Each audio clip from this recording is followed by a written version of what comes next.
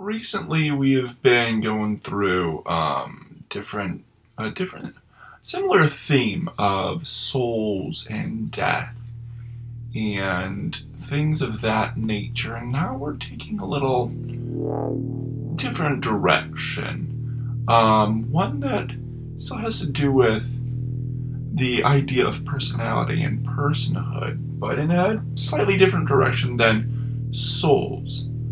Hello, welcome back, or welcome to DIS. I am Dissidian, and you are hearing me speak again, or for the first time. Whichever it is, welcome.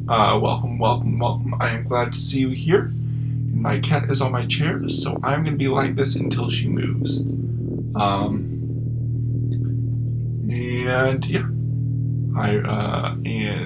so today we are going to the Warlock. This one, the patron, is called the Elder Oblex. That should be pretty interesting with a monster sound block afterwards. Should be very interesting. I've got a dog who I'm just looking after. So without further ado, let's get into it. Alright, Warlock, Otherworldly Patron, the Elder Oblex. The Warlock who enters into a pact with an Elder Oblex is very different from other Warlocks. From improved spells to new invocations, as well as bodily modifications that allow the Warlock to do things that none other can. The Elder Oblex. Your patron is an Elder Oblex, a product of vile experiments by Mind Flayers, a special breed of ooze that feeds on memories. Rather than form a formal pact, this patron works more like a virus, infecting a regular mortal humanoid and gradually changing them into a hideous creature akin to the original one that awakened their magical powers. Expanded spell list. The Elder Oblex lets you choose from an expanded list of spells when you learn a Warlock spell. The following spells are added to the Warlock spell list for you.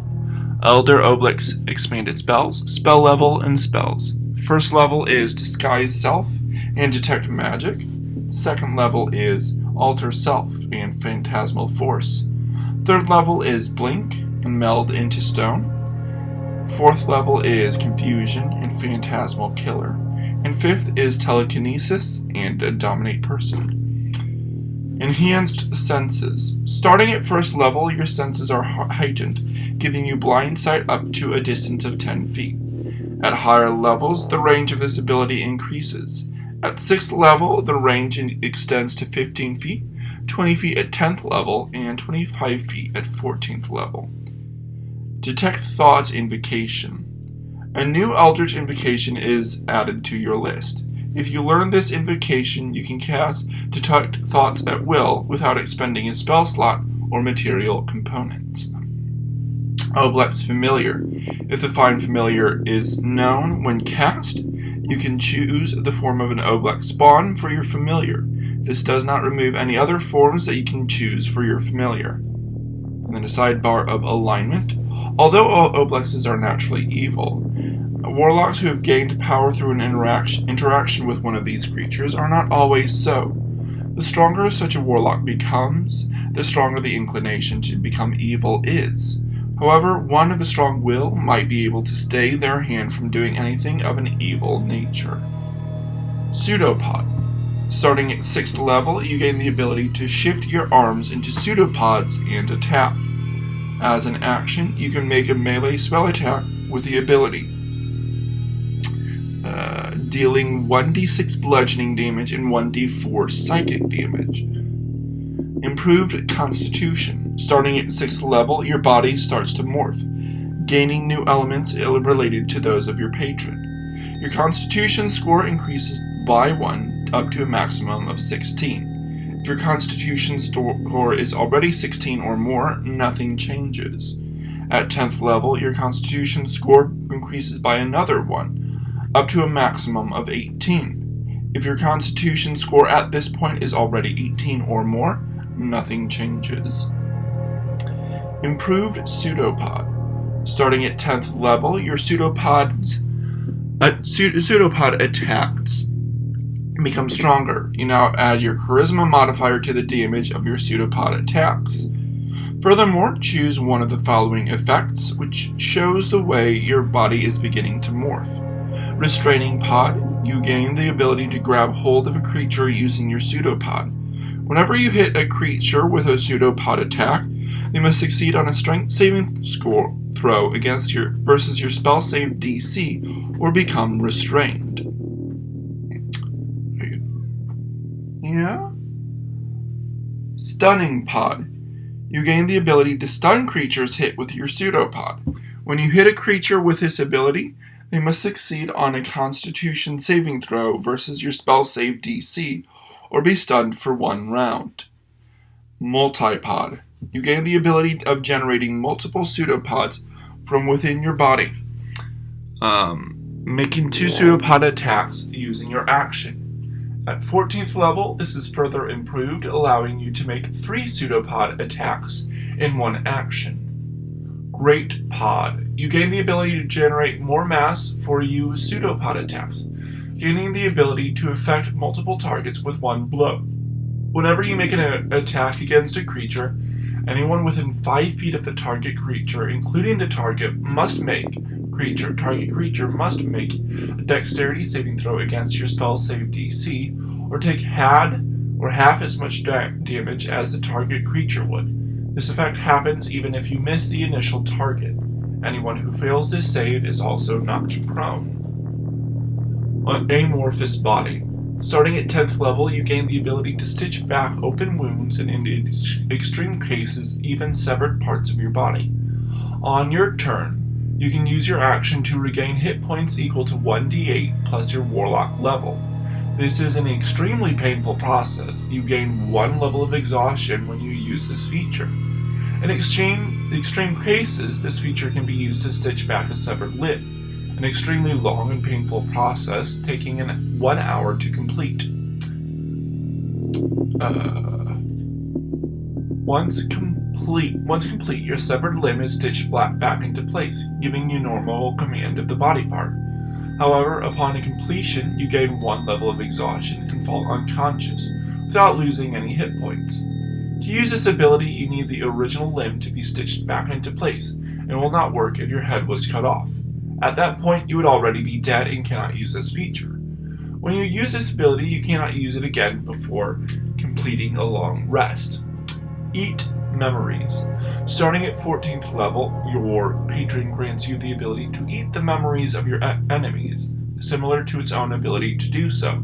Using your action, you can make a melee spell attack against 1 target, dealing 8d10 psychic damage to the target on hit, and heal yourself for half as much.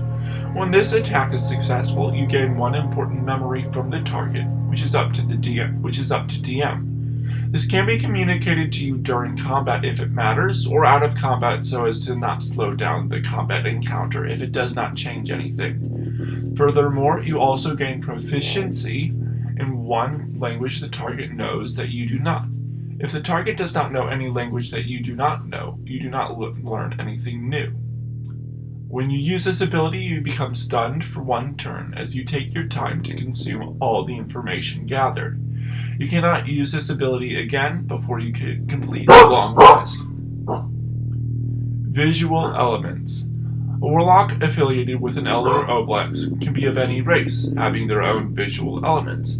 However, many of the unfortunate persons who are affected by an Elder Oblex show visual changes in their bodies. Some examples would be a change in skin color, as it starts to resemble that of the Elder Oblex. Elongated limbs as your body starts to stretch out. Limbs moving in weird ways and twisting at awkward angles. Interesting sidebar. There is some stuff about the DM and a monster stat block. It's a long stat block. I think I'm not going to do that right now, because I don't think it's as important. So on to the review itself. So storyline-wise, it's pretty interesting, kind of a fantasy version of the Venom symbiote thing, kind of. It's a little different flares, having the patron not be necessarily another entity. per se, but also an entity that's dwelling inside and starting to infect the individual, giving it different powers and abilities, which is cool. Like the pseudopod attack, which is pretty nice. I don't know what ability. Merely spell attack. Okay. And then okay, cool. And the damage wise, that's pretty cool. Improved Constitution is pretty interesting. The spells are pretty nice. The story is pretty interesting.